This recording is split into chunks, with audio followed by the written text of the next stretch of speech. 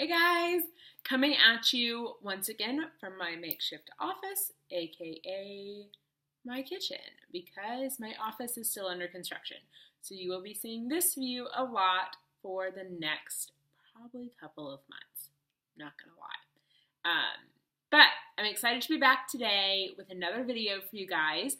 It's the second week we have done these video blog posts, or vlogs as the cool kids call them, and I'm really loving them, so I hope you are too.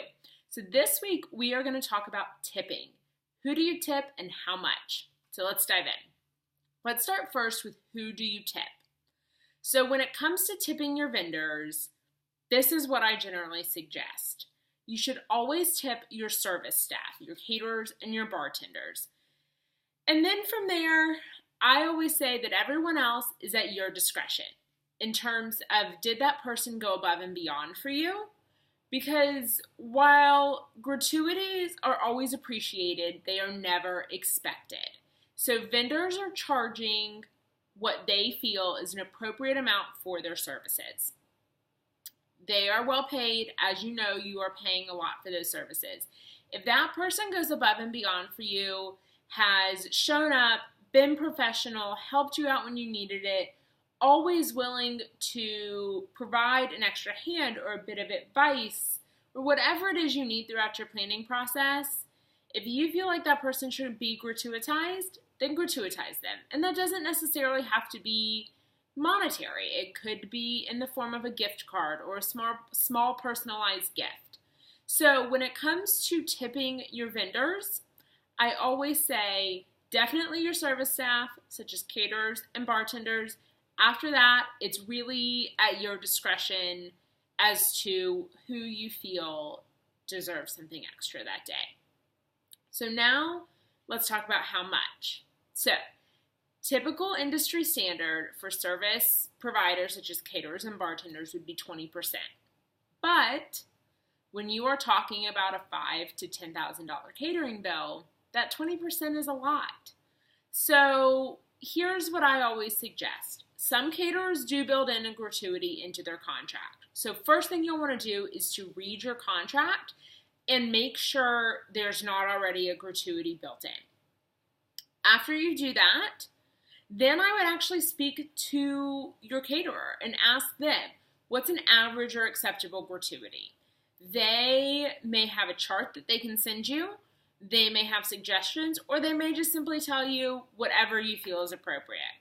If that's the case, I always suggest asking the number of servers you'll have present, plus the number of back of house staff, because it's not just the servers you see on the floor. There will always be people in the back, in the kitchen, working to get that food out and ready for your guests to eat. So also ask the number of back of house staff that will be there on your wedding day. From there, pick a gratuity that fits within your budget. If that's $20 a server, great. If that's $500, that's great too. It's really about what you can afford, because it's the gesture more than the amount that counts. It is customary, it is appropriate, it is appreciated to tip your service staff. However, it really is still at the end of the day about what will fit in your budget. So when it comes to your bartenders, I always suggest the same thing. Again, 20% is industry standard. That may not fit in your budget, and that's okay. Your bartenders will generally have a tip jar out or accept tips from your guests, even with an open bar.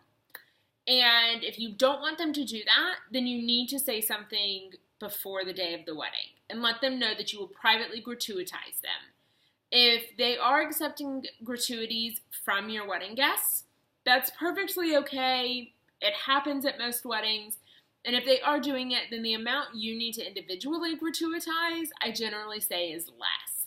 So I would maybe, say if you gave them $50 a bartender, you're doing great. But again, it's always about what will fit within your budget. So in terms of your other vendors, should you choose to gratuitize them, again, whatever fits within your budget. I know that's not the answer that some of you are looking for. You're probably sitting there thinking, Sarah, just tell me an amount so I can write the check and move on. Just tell me an amount. You know, most wedding vendors do not expect gratuities. We don't. We charge what we feel is appropriate for our time and our services, and that's what we make. And if someone chooses to gratuitize whatever they feel is appropriate, then that's always appreciated but never expected. So, in terms of an amount, I'll tell you from personal experience, the days that I would get $100 gratuity were like great. And now, mind you, this was when I was first starting out, so I wasn't charging a whole lot for my time and my services. But I think any gesture that shows that you appreciate the work that they have done for you will be appreciated, no matter the monetary value of what that is. So a great thank you note, a great recommendation, and even a gift certificate for a pedicure is really all we need. So that's really the information I have for you on tipping. If you have more specific questions, or you have a specific scenario in which you'd like an answer on when it comes to tipping and gratuities for your wedding, then comment below and let me know, and I will try to answer them in a video next week so that you guys can get the answers that you need. So I hope everyone has a great rest of your day. We'll see you back here next week with another vlog. Bye, guys.